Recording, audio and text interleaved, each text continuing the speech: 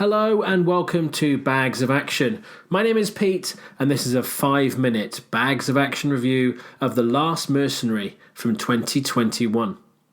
A mysterious former Secret Service agent must urgently return to France when his estranged son is falsely accused of arms and drug trafficking by the government, following a blunder by an overzealous bureaucrat and a mafia operation. This French movie was directed by David Charon, who also directed On the Other Side of the Tracks and Les Naufrages. It was written by him, he also wrote those other movies too, and co-written by Ismaël C. Savant, who also wrote Lascars and Goal of the Dead, and he actually appears in the cast of this movie too as one of the henchmen. This stars Jean-Claude Van Damme in this Paris-set movie alongside a whole host of French actors and actresses whose names I won't butcher. Now, this is a comedy that's action-packed rather than an action movie played for laughs, if that makes sense. The comedy is definitely the focus, but that doesn't mean they hold back on the action. Now, I think Van Damme's movies back in Europe have kind of resurrected his career from back with JCVD to recent films like The Bouncer. These French and Belgian films seem to bring out the best in him compared to the kind of subpar Hollywood or kind of B-movie fare.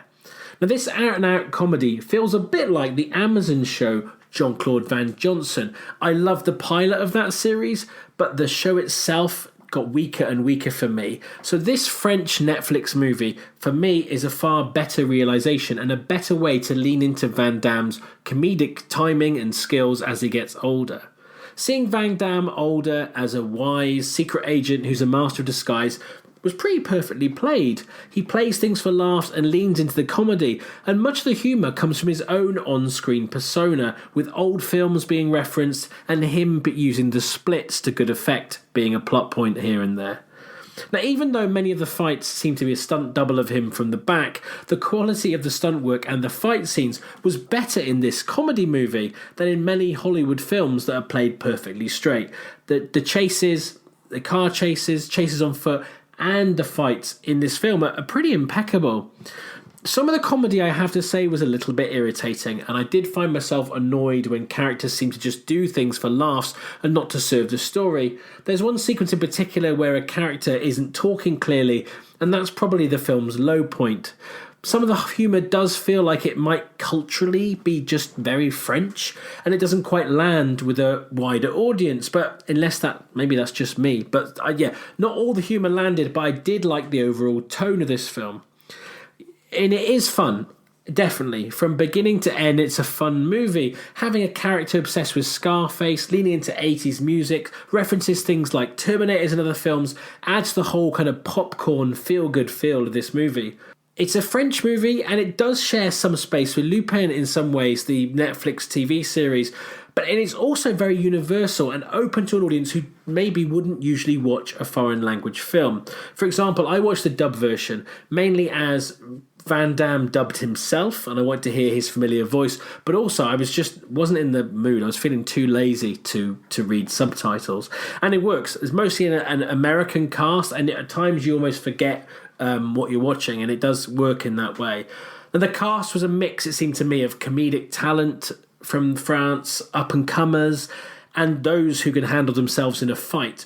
And creating a surrogate team around the muscles from Brussels also worked well. You know, this film felt like a throwback, a very knowing one in many ways, and it was all the better for it.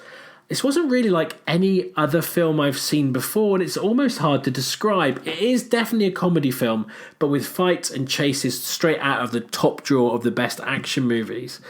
And so it's something different. I give it a go, I'd say, because I don't think you'll have seen anything like it before, and maybe you won't ever again. It's definitely got a charm all of its own.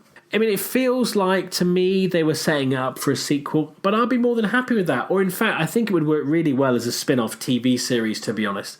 Yeah, I haven't had this much fun watching a Van Damme film probably since the early days. And, I think Netflix have done well to put this out, and I think, I'd recommend it.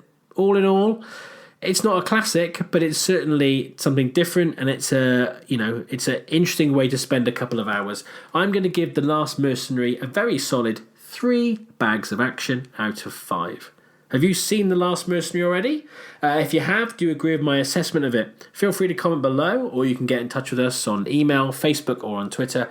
We have new episodes coming out weekly, including our full-length podcast. Don't forget to give the video a like, subscribe to the channel, and hit that bell to get notifications so you never miss an episode. Bags of Action will always be free, but if you do want to buy us a coffee, you can do that at our Ko-fi page.